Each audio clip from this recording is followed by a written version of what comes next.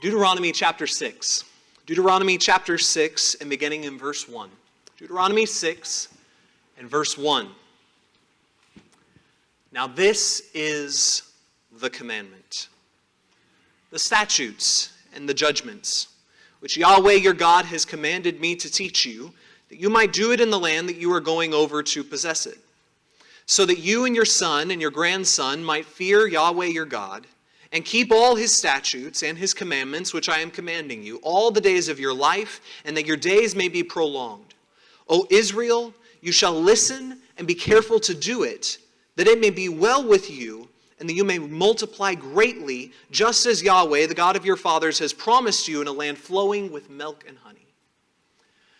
Now, many of these aspects of this introduction, if you will, really are things that he's talked about before. I am going to give you this land if you keep the statutes.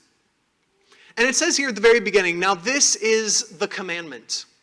Now yours may go ahead and translate, now these are the commandments, the statutes and the judgments.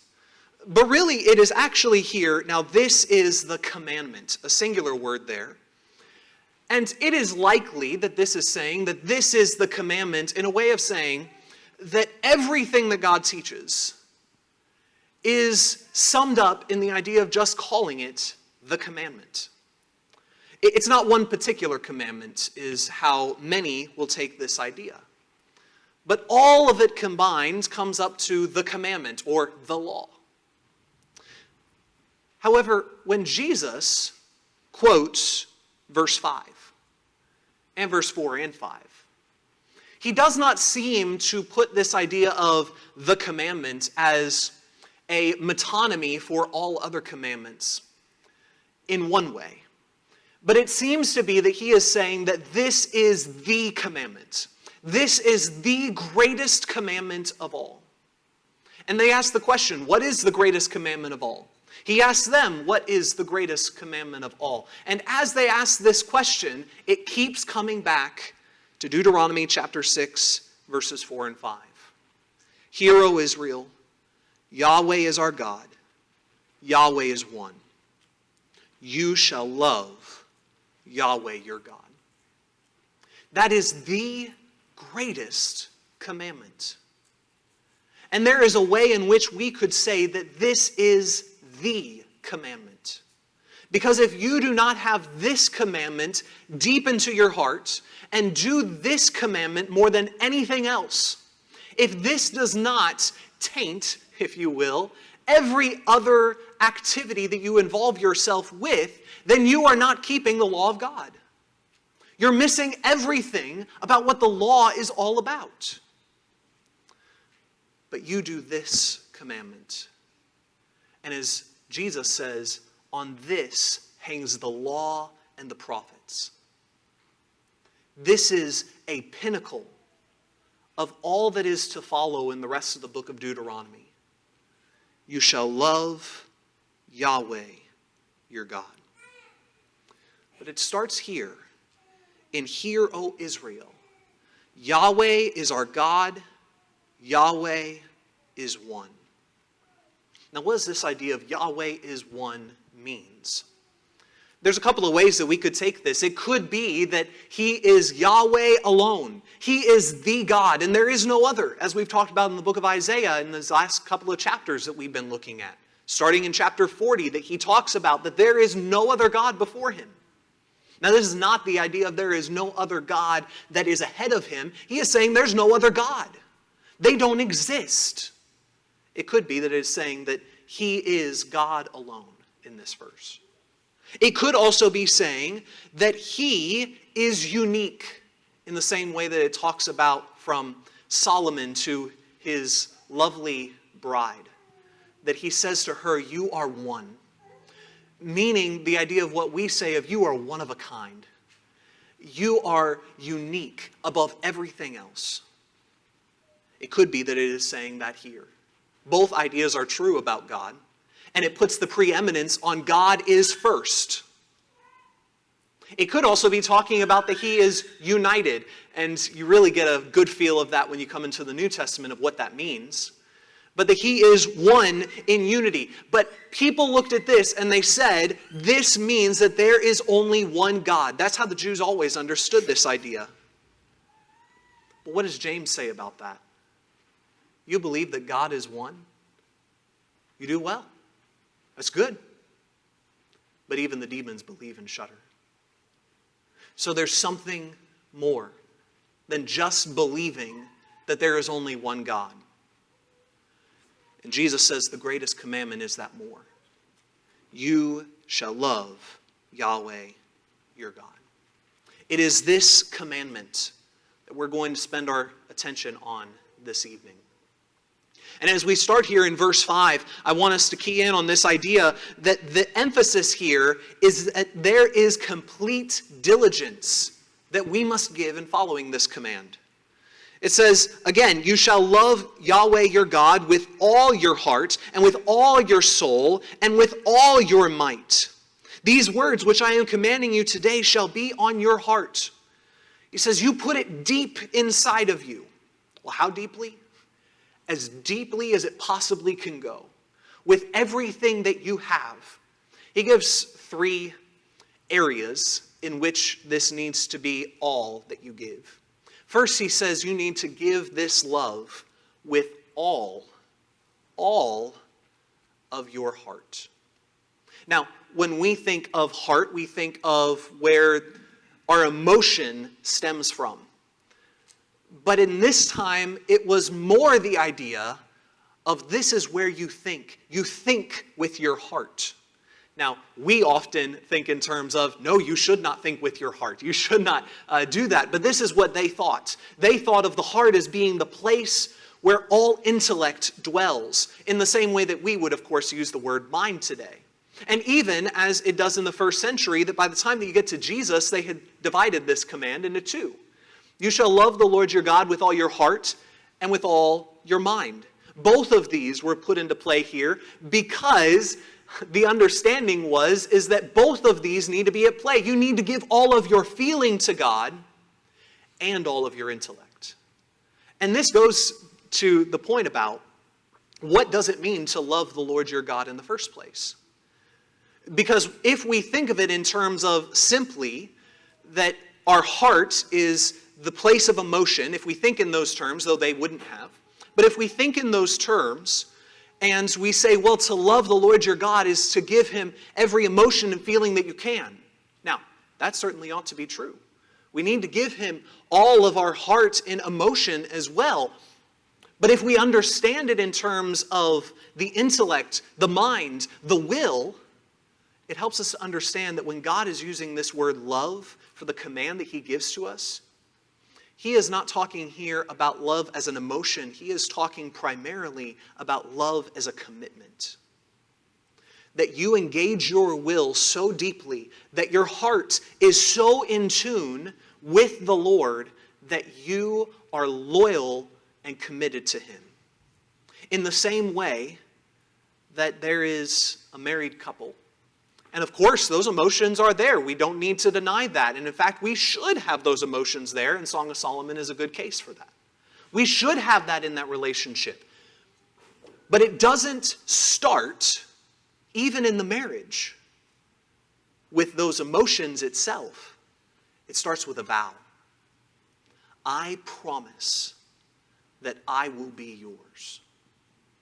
I promise that I will bring myself to you. We'll talk here in a moment about to you alone. This is about covenant loyalty. And we've seen this throughout the book of Deuteronomy, even so far, where it talks about God's love for us, our love for him. It's talking about covenant loyalty. God loved his people, and he was faithful to him, to Israel, that he would not leave. And so now we come back to this love is with all of the heart, all of the will, that my every thought and intent is to love the Lord, to be committed to him. And then it says it is with all the soul. And soul here is not in the same way that we even think about that today. Because what they would have thought of is not this almost entity inside of your body somewhere that's invisible. That's, I think, what we often think of when we think of a soul. That's not what they would have thought. They would have thought of that this is your very being, the essence of who you are. So with the very essence of who you are, you commit your way to the Lord. You love him. And then, of course, finally, with all of your might, this diligence goes so far that every ounce of muscle and strength and even waking moment that I can give to him, I do so. I give him my all. So this is all encompassing. This diligence that I am to give to this commandment is to give your all. But then it says some more about this diligence in verse 7. You shall repeat them diligently, or you shall teach them diligently to your sons, and shall speak of them when you sit in your house, and when you walk by the way, and when you lie down, and when you rise up. You shall bind them as a sign on your hand, and they shall be as phylacteries between your eyes. You shall write them on the doorposts of your house and on your gates. Everywhere you're teaching the law of God. Everywhere you are thinking about and pouring forth to others what this law is all about. And so here, whether you're at home or abroad, you're teaching the will of God. And all day long, you're teaching the will of God. Now, it goes in this type of way that it is saying on bookends that when you lay your head on your pillow, you're teaching. And when you rise up in the morning, you're teaching. That means all day, every day, you have this law deep within you, and then you pour it out to others. And this diligence goes so far as to make it as a sign on your hand. Now, it's difficult to say if this sign on the hand and the phylacteries between the eyes, if this is intended to be a figurative idea or a metaphor, if you will, that it is like you have this sign on your hand or this box in between your eyes. That is how close of this relationship that you have with the law of God is. It's hard to say whether it's a metaphor or it's meant to be literal. But whenever Jesus talks about it in Matthew 23, what they had done is they had taken it to an extreme that you broaden your phylacteries, which again was this little box in between your eyes on your forehead that had a few scriptures within it. And this is one of those scriptures here in Deuteronomy chapter 6 that usually was in that little pouch. And you would wear this so that you would remember what the law of God was all about. This was for you. It wasn't for anyone else. Well, what the Pharisees had done and the scribes and the Sadducees is they made their phylacteries broad because they were thinking in terms of that I'm going to make it so that this is for you. That this is for you so that you can know how much I love the Lord my God with all my heart, mind, and strength. So this became a point of arrogance. And so Jesus didn't have a problem with the idea of wearing phylacteries or putting some sort of sign on your hand in order for you to remember that you are committed to the Lord your God. He didn't think of that as a problem. The problem was when they took it to a step of, well, I'm not actually thinking about God. I'm thinking about showing off to everyone else.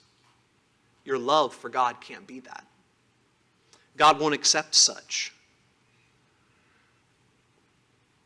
But if you are diligent about your service, it will be like, and you've probably seen it here in recent years, that some people, they don't actually buy a wedding band anymore, but they will tattoo their wedding band on their ring finger. Now, I'm not a big fan of tattoos myself. That's just a side note. But it at least emphasizes this same kind of point. Is you can't remove that. And if you try, it's going to leave a scar. And God is saying here that you put the love of the Lord, your commitment to him, so deep within you, it's like this tattoo that you can't remove. That it is going to stay with you forever. You write it on your doorposts. And you write it on your gates.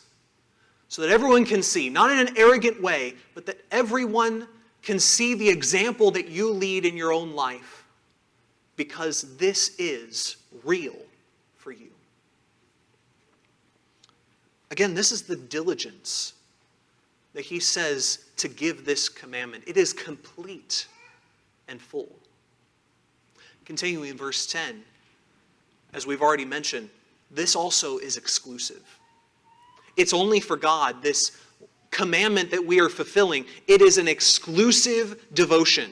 It starts in verse 10 in this way. Then it will be when Yahweh your God brings you into the land which he swore to your fathers, to Abraham, to Isaac, and to Jacob, to give you great and good cities which you did not build, and houses full of all good things which you did not fill, and hewn cisterns which you did not dig, vineyards and olive trees which you did not plant. And you will eat and be satisfied. And let's stop there for a moment. What he is saying is you didn't do this. You didn't build these things. And so he gave this to them freely.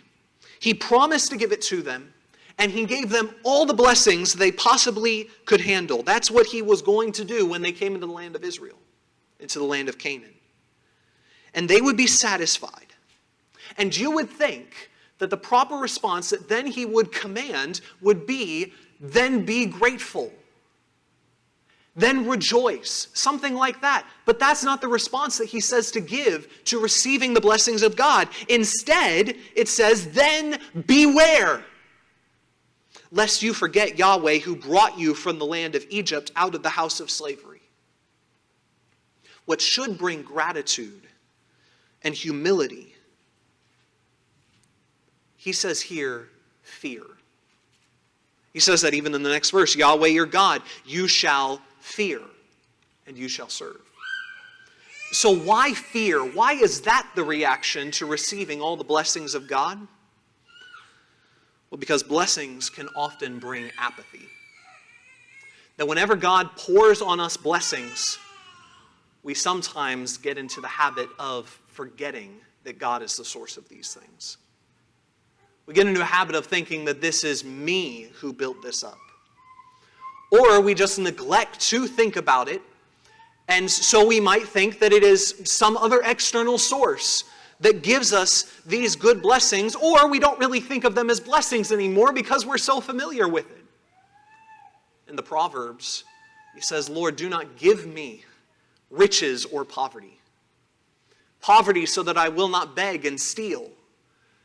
And do not give me riches that I forget you. He says here, when you receive all these blessings, beware, lest you forget that God brought you out of Egypt. And so instead, you should fear. Yahweh your God you shall fear, verse 13, and him you shall serve. This is the passage that Jesus quotes whenever he is being tempted by Satan concerning all of the kingdoms I will give to you if you fall down and worship me.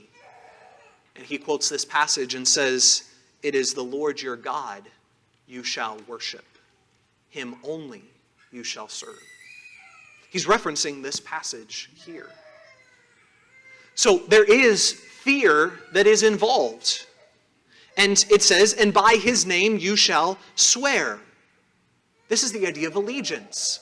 I'm making a promise to God. A vow, if you will, that whenever we join in marriage between myself and the Lord, when I have that loving, committed relationship with God, I am actually devoting all of my loyalty to him. And it is a loyalty that must be exclusive. Him only, Jesus says, you shall serve. So we're going from one slavery in Egypt. We're being moved and transferred into a new slavery to God. So he says in verse 14, you shall not walk after other gods, any of the gods of the peoples who surround you. For Yahweh your God in the midst of you is a jealous God. Lest the anger of Yahweh your God be kindled against you, and he destroy you from the face of the earth. So what do we mean when we use this idea of him you shall fear?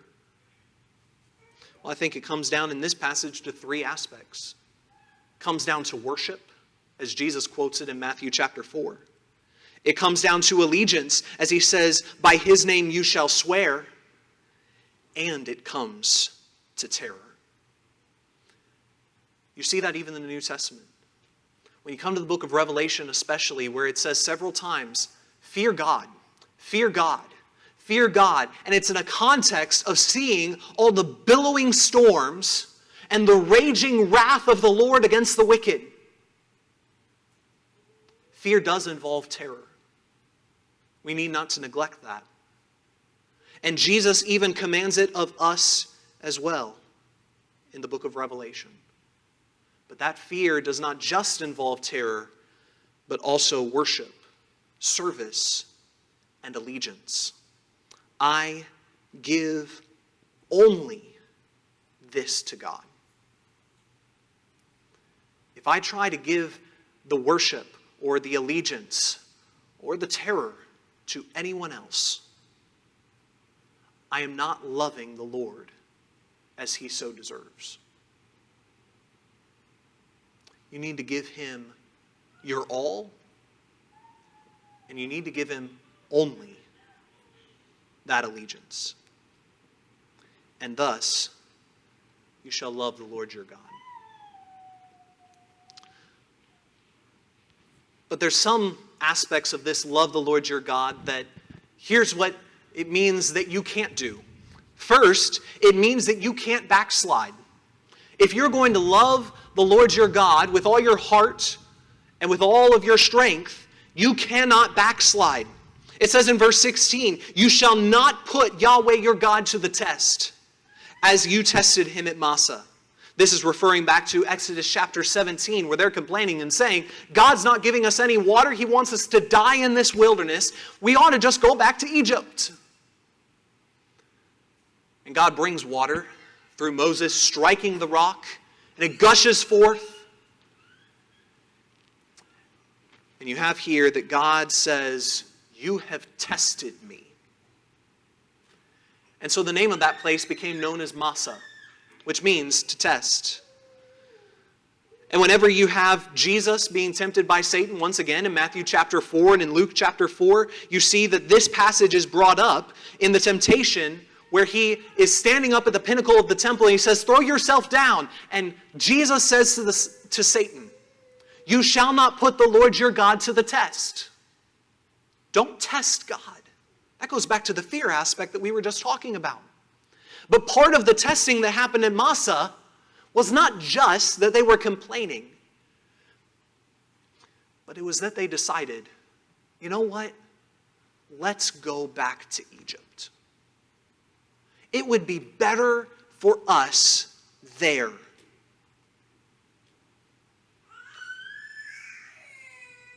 So how do we keep ourselves from testing God? Well, the answer comes in the next verses. You shall diligently keep the commandments of Yahweh your God, and his testimonies and his statutes which he has commanded you. And you shall do what is right and good in the sight of Yahweh, that it may be well with you, and that you may go in and possess the good land which Yahweh swore to give your fathers, by driving out all your enemies from before you, as Yahweh has spoken. The answer to how do I make sure that I don't backslide, that I don't think about that all this world, that this world that I came out of, that I want to go back to that, how do I make sure that I don't test God? By keeping his commandments. By keeping the commandments. And part of that love that we were talking about is committed allegiance and loyalty. And that means I obey. I swore myself to God. How can I not do his will? This is the only way that he gives us the blessings, is if we keep his commandments. This is the only way that the enemies of God were driven out from Egypt and even from the land of Canaan. You see, God started the process in Egypt of that I will drive out. And then when they came into the land of Canaan, he says, it's now your job to continue. to continue driving out the enemies of God, as we talked about this morning. But what that means is that I have to continue to drive out God's enemies that even try to penetrate my heart. I am God's exclusively. I'm not going to go back to Egypt. I can't go back to the world. That would be testing my God. And I fear him, and I will not serve another. All of these things tie together in this command: you shall love Yahweh your God. The final thing that we won't do if we love God is we will never forget. It says in verse 20, when your son asks you in time to come, saying, what are the testimonies and the statutes and the judgments which Yahweh our God commanded you? Then you shall say to your son, we were slaves to Pharaoh in Egypt. And Yahweh brought us from Egypt with a strong hand. Moreover, Yahweh showed great and calamitous signs and wonders before our eyes against Egypt, Pharaoh, and all his household. But he brought us out from there in order to bring us in, to give us the land which he had sworn to our fathers. He says, you don't forget what God did for you. And you don't forget what he did for you even when he brought you into the land of Canaan. God was the warrior with the strong hand, as we talked about this morning in our Isaiah class. And with the strong warrior hand, he drove you out of Egypt to drive you in to Canaan. And the same thing is true today. That he drove us out of the world, he drove us out of Egypt so that he could drive us into the rest that is with Jesus. The salvation and the fellowship that we ought to have with him. Don't forget what God has done for you. And he says, one of the ways that you're going to make sure that you don't forget is the same way that you make sure that you never test God and that you never backslide.